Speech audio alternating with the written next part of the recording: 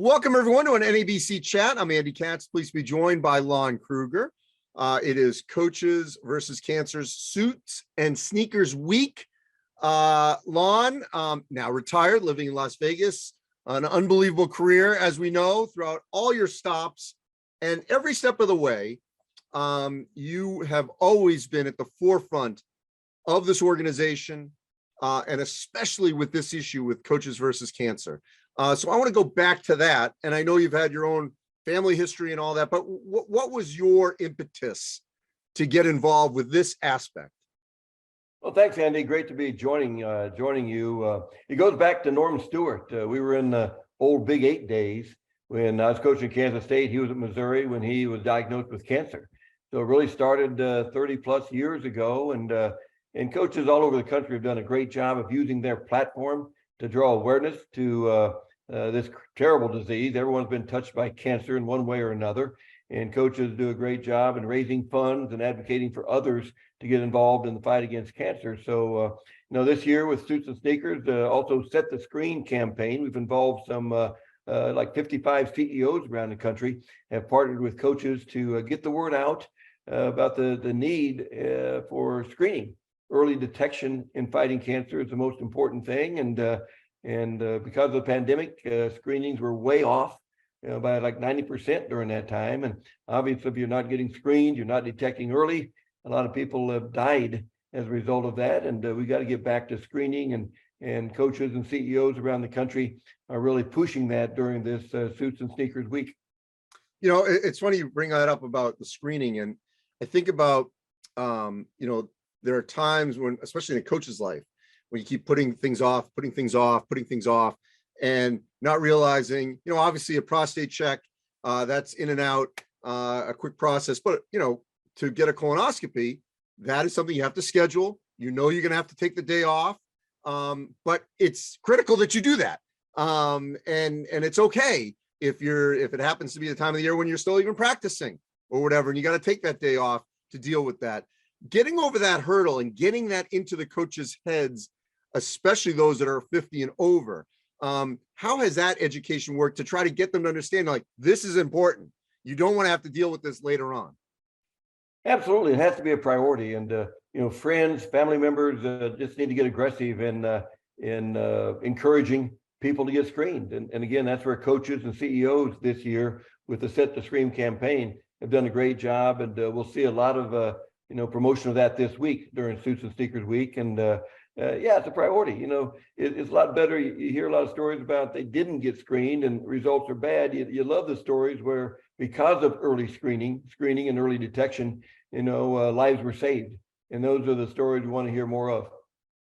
What's your own personal story? And because everyone, whether it's themselves or a family member, cancer's touched us all in some form or fashion. The longer you live, unfortunately, the more likely you're going to either have some interaction with this dreaded disease. Yeah, no question. Everyone's been touched by cancer. And, my dad, in the late 90s, had cancer and passed of it. And even today, if he was having that same diagnosis today, he would have survived it because of the advancements we've made, because of the research. The doctors do such a great job. And we've got to continue to, again, advocate for others to get involved and keep raising dollars to give these outstanding doctors the tools they need through research to keep advancing that progress we've made.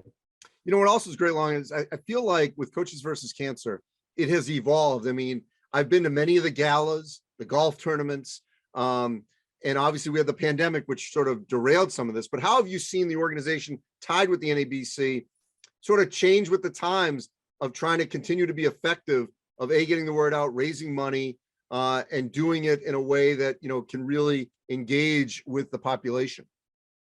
Well, the organization continued to grow. Craig Robinson, Nate Palmaday of the NABC, Reggie Minton, it was a big part at the foundation of that. More coaches are involved, more coaches are doing more things, like you say, whether it be galas, golf tournaments, bowl-a-thons, a breakfast or lunch or evening dinner. So many people are involved, and it's not just the college level, high school level, do a great job, all coaches at all levels in promoting the Suits and Sneakers Week is a big part of that. Again, as much as anything, it's not so much about only raising dollars. It's again encouraging the screening and advocating for others to get involved and reach out and find out how you can be involved to pass that word. And again, we've made progress. We've got a long way to go in this fight. All right. So in terms of suits and sneakers, pre-pandemic, it was pretty easy. Everyone wore a suit and you saw the sneakers. Now everyone's pretty cash. Not everyone, but certainly I would say the majority have stayed casual and not gone back to a suit. So how do we make sure people really recognize that something is happening, especially for those coaches that haven't chosen to go back to wearing a suit?